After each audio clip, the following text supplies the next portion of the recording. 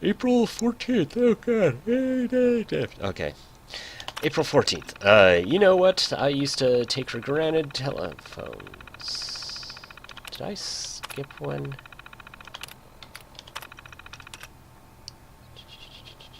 Oh, okay. May 2nd.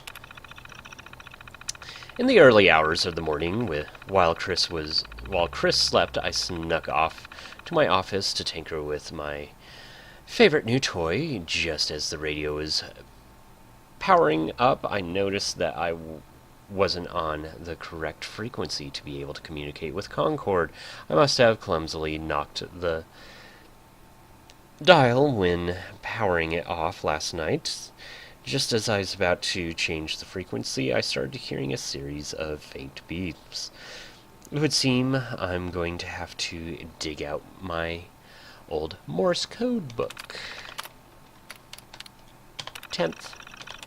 I almost don't know where to start. I've been having conversations in Morse code for over a week now. Whoever I'm speaking with claims that they're unable to communicate by voice as their transmitter signal is too weak.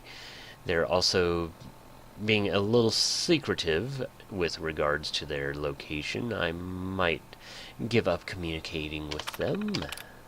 Okay. So there's that one. And there's a few more over here, that one there, and then whatever's on the computer. Okay. Oh, they are dated. Okay, so let's go with the 2077. Day the bombs fell, probably.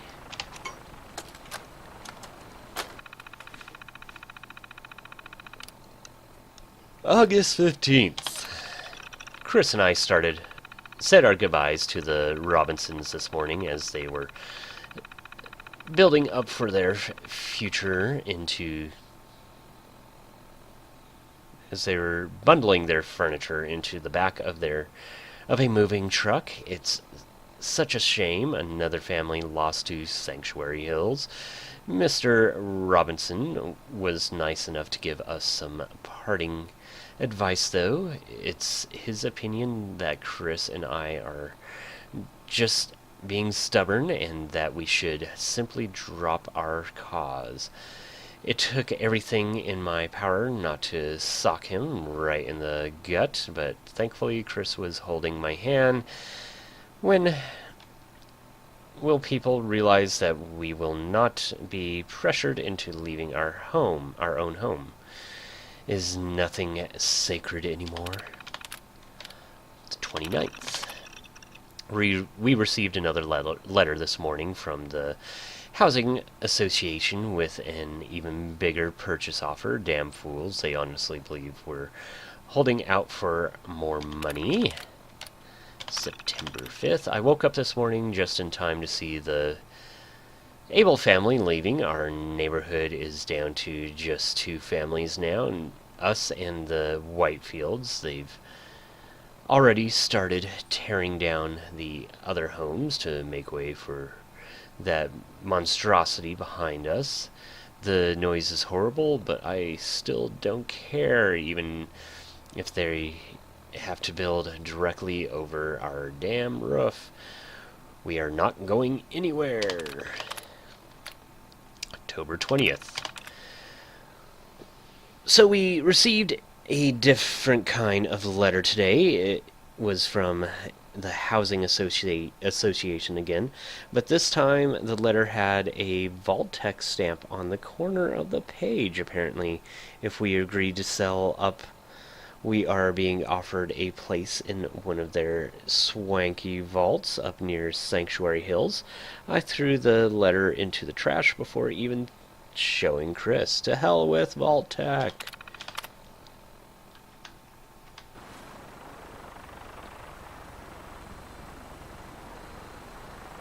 Go away. Okay.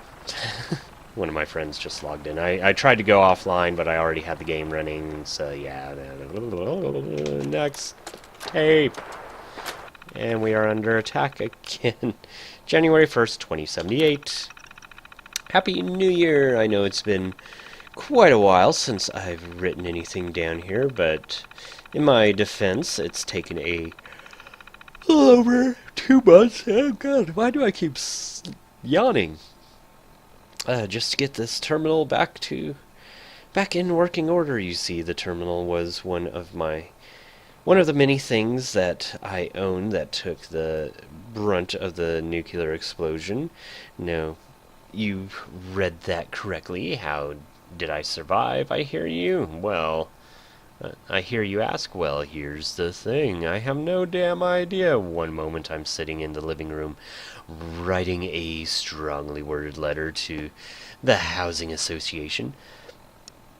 In the next, I'm looking at the bright flash in the distance. The flash came, followed by a loud rumble, then intense heat as my own flesh began to melt. All I could do was maintain mentally say my goodbyes and proceed to pass out from the searing pain. I woke a few days later, my house practically a burnt-out husk around me, and Chris nowhere in sight.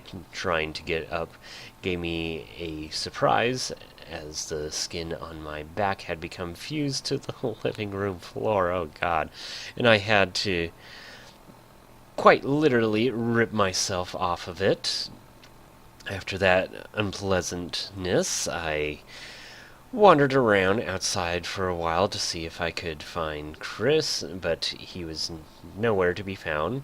On the morning the bombs fell, he had gone into town to run some errands. My heart was breaking, the thought that he probably died out there, possibly alone. When surveying the damage outside, I was somewhat surprised that most of the garden was still intact. Fortunately, a delivery truck that was parked out there took the brunt of the initial shockwave. Sadly, my dog, Lucy, didn't make it. I buried her near the tree. A few days had gone by when I realized I've subsequently avoided mirrors or any other reflective surface for that matter. It was as if my mind wasn't yet ready to see. When I finally did decide to inspect the damage, I let my gaze rise from the tile floor to the bathroom mirror. It was so much worse than I thought it would be. I was greeted by this ghastly mess staring back at me. My skin was horribly burned and cracked, with bits of skin flaking off in places, and all my hair was gone. After about 2 weeks of feeling sorry for myself, I realized that I wasn't getting weaker or sick. I was actually feeling great. My strength was beginning to return, and my breathing suddenly didn't feel so labored anymore. Stop yawning. It's not the story. I had a really, really busy week and very little sleep, and yeah, enough excuses. My body seems to be doing quite well in the new environment, but my mind was very close to cracking. I was missing Chris terribly, and I was filled with so much regret, mostly for not preparing better. I mean, we had so many warnings for months leading up to that awful day, and did I take heed? Did I listen? No, I was stubborn and was... As far as I knew, Chris was dead. Oh, okay. It keeps going. By the third week, I was sitting outside on the steps, feeling more than a little sorry for myself, when the garden gate opened and in walked a man who who, like me, looked like shit. Only difference was he was wearing Christopher's clothes. The next thing I knew, I was holding him and crying. Love is a funny thing. Like me, he looked absolutely terrible. But I honestly hadn't loved the man more than I did that moment. Okay.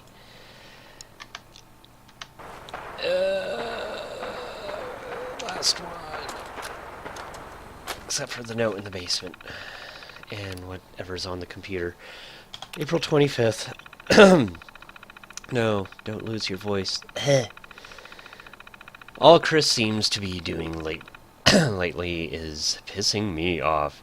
Every time we try to have a decent conversation, it turns into a fight. I swear the man is getting grumpier in his old age.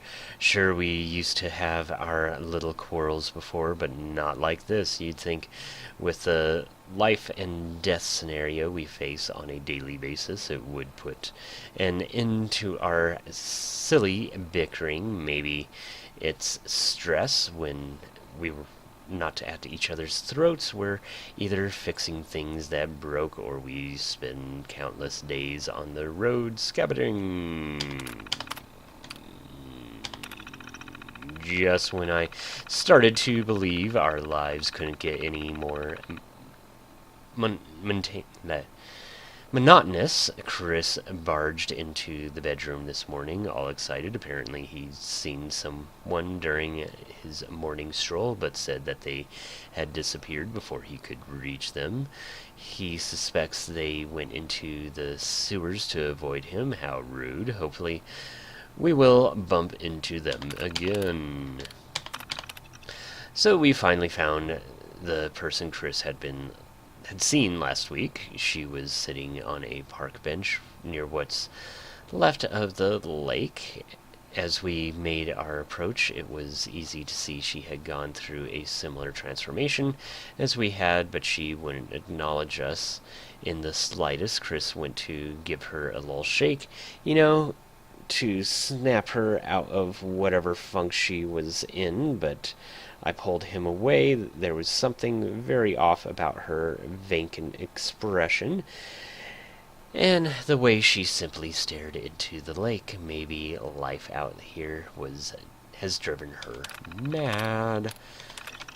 Chris was attacked. That crazy witch who hangs out at the lake went for him. He said when he arrived there this morning, she was no longer on the bench, but standing in the water. He said it looked like she was chasing what little fish remained in the lake.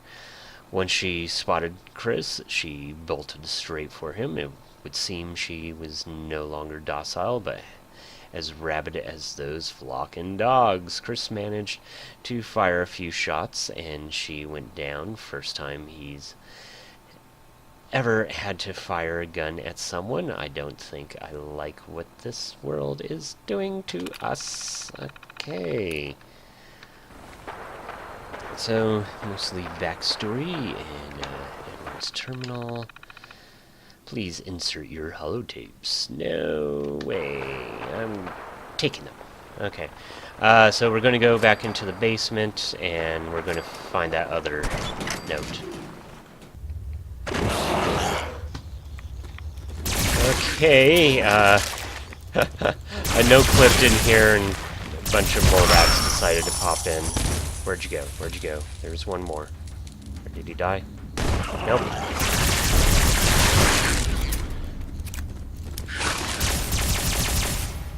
Dang it.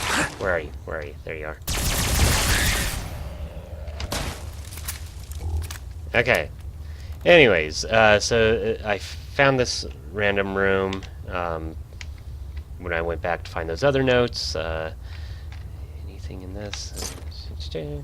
There's a note up on this table here. So let us read this. Edward's note. Chris, if you're looking for me, follow the sound of the water. Okay. So, yeah. Take that. Trying to see if I can hear water. Okay, so we're back at the terminal. August 22nd, I think, is where we left off. It's so strange seeing the elderly in this place. Most of them were barely out of school when they first arrived here from the surface. As such, they hardly remember their old lives at all. It's even weirder to see people who were younger than me when the bombs fell look so fragile. One gentleman I met at the cafeteria told me that he'd happily look like me if he could just feel young again. Interesting fellow. I was escorted to the overseer's office this morning. Seemed like a nice guy, if not a little wet behind the ears. Honestly, I was genuinely surprised.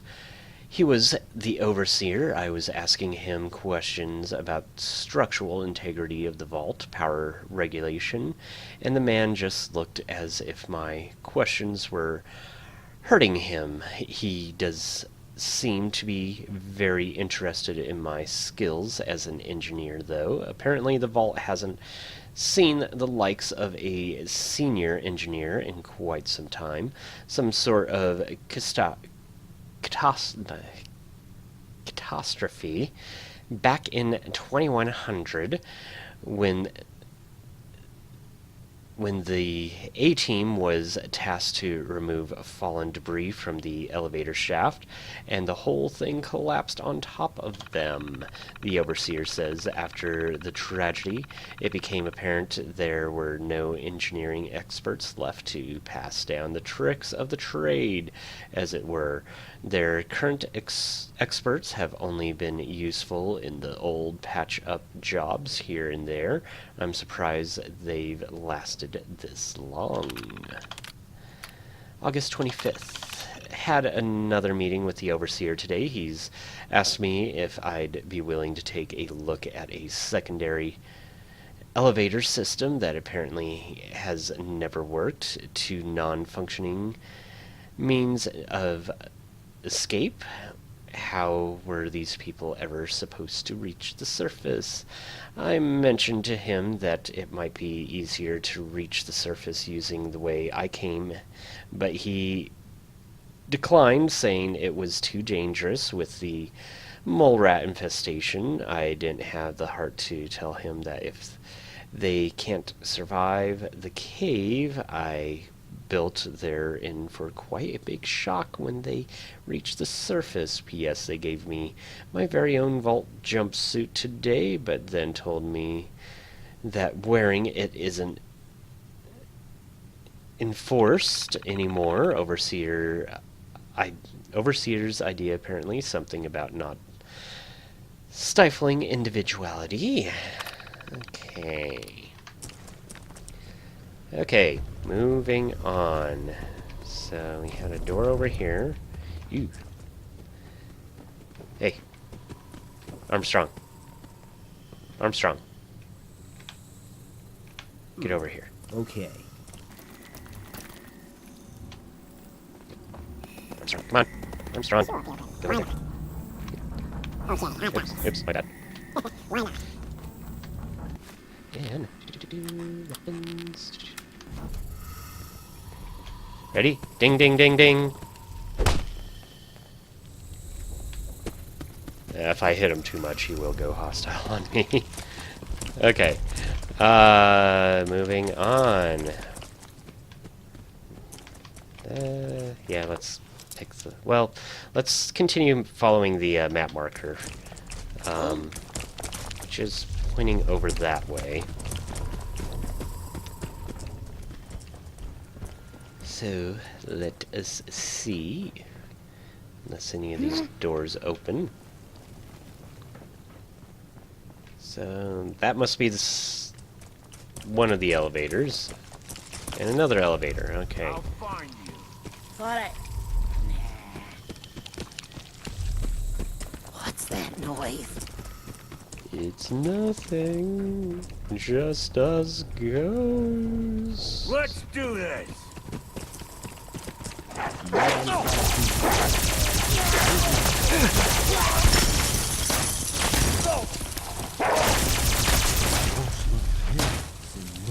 They're dead. Oh, you're not. Ooh, cafeteria.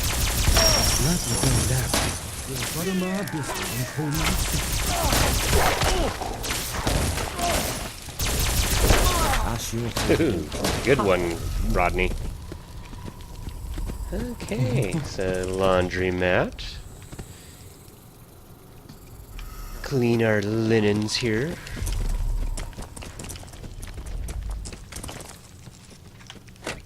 Oh, the Coca-Cola machine's empty.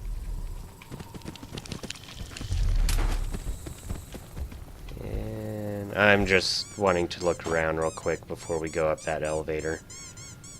What? What? Let's do it. Awesome! He's in a bathrobe. That is awesome. That was great. That was really well done. Gone now. Lavatory. Hello.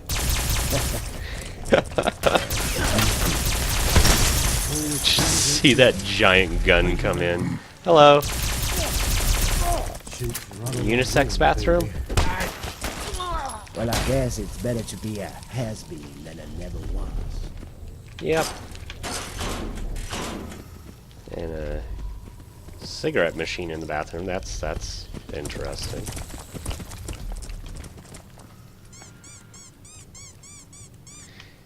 Let's unlock one of these just to see. It's probably just all residential stuff. And Nice. oh. Oh.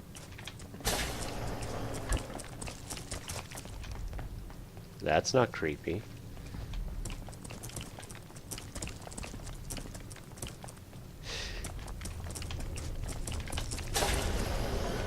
Oh.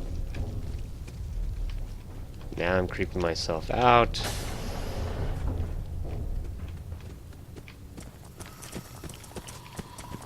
Yeah, it's just... Oops.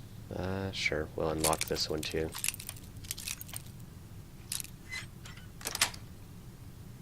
That's it.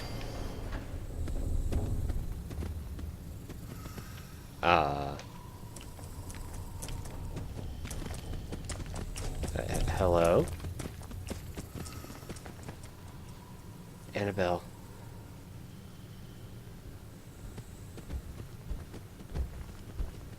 We'll come back. Really don't think we were supposed to do that. Oops. Annabelle. I'm a bit confused.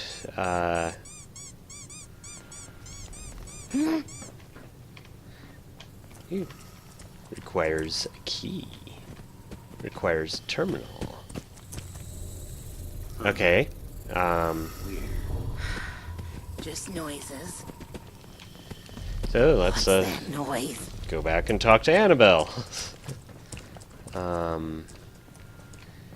Hello, ma'am. Hey. Well, I can't see if you're armed or not, but you sure made one hell of a noise coming down that hall. What a way to wake up the entire vault. Seriously, good job. Survival. Been here long. Bye. You're safe. Survival? How have you been surviving this long down here in this small room? Oh, don't be foolish. I don't stay in here all the time. I locked myself in here once the shooting started.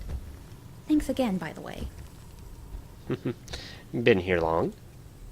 How long have you been here? Well, I'm not usually in the habit of telling my life story to any scoundrel who happens by. But seeing as you're the first outsider seen in almost 200 years, how can I refuse? I was born here back in 2096. Can you believe it? I know. I don't look a day over 25. You're safe. I'm armed, but you're not in any danger from me. Oh, I wasn't worried, dear. I may be blind, but if you test me, you won't even see it coming. Anyway, now that you're here, I don't suppose you'd be willing to do me the smallest of favors? Uh, they're not a ghoul. They don't attack you. Nope. Sure, I'll help. They're not a ghoul? I don't understand. How come you're not like the rest of them out there?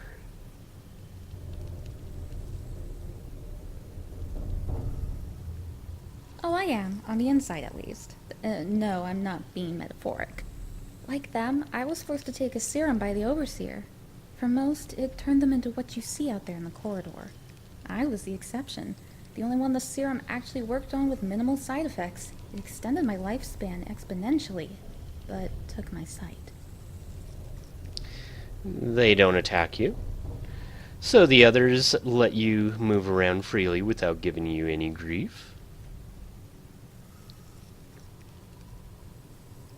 For some reason, the ones on this level have always counted me as one of their own. Down on the lower levels, however, is another matter entirely. In a nutshell, up here they're crazy. Downstairs, they're even worse. Sure, I'll help. Well, it's the least I can do after giving you a scare. What do you need?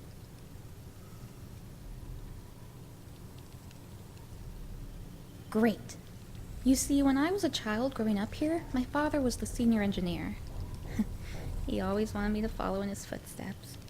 Every night after class, he would set up a small table for me in his workshop and show me how to create circuit boards. On the day he died, he was carrying the only circuit board I'd ever finished in his toolbox. It should still be there, somewhere on the lower levels. Okay. The engineer's daughter. What were you, Oh, game terminal! What were you playing? Game descriptions. Red Menace. Red Menace is a Pip-Boy game tape which serves as propaganda against Chinese Communist forces. It was published by Vault-Tec Game Studios in 2053. The player must rescue Vault Girl from an anthropomorphic Chinese flag by dodging bombs and jumping barrels while climbing the stairs. So these are just basically the descriptions for the games. I'm gonna skip that and check out the scores. The scores below are the accumulation of the player scores across all 5 games. First place, Slim Dave 2208.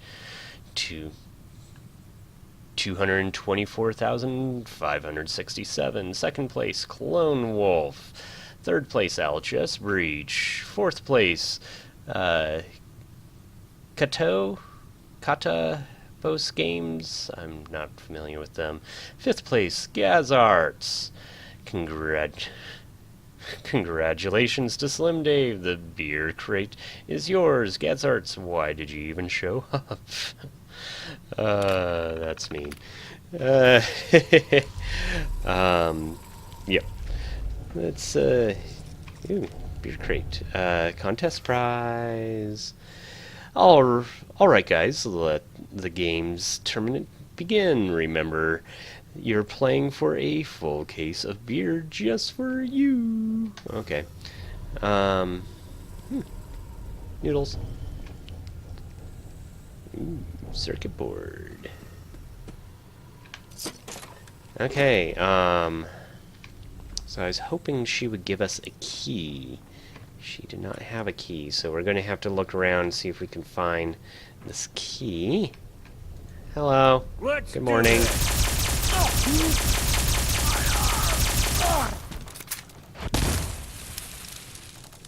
Security baton. Hey, rude. You burned out, but I'm still smoking.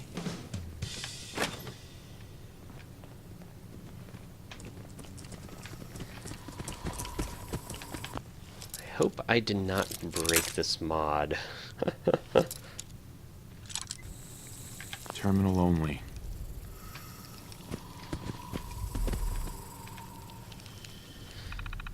Oh, I did get a password. Okay. Security message. I don't know where I got the password.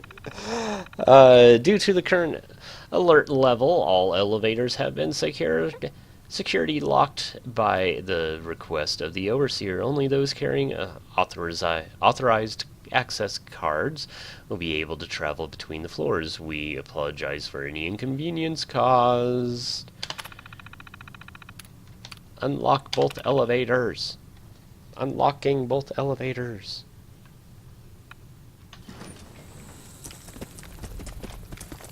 Okay, because we got 2 quests now. Let's see which one's active right now. Okay, the absent ghoul, then we'll do the engineer's daughter. So, see you guys.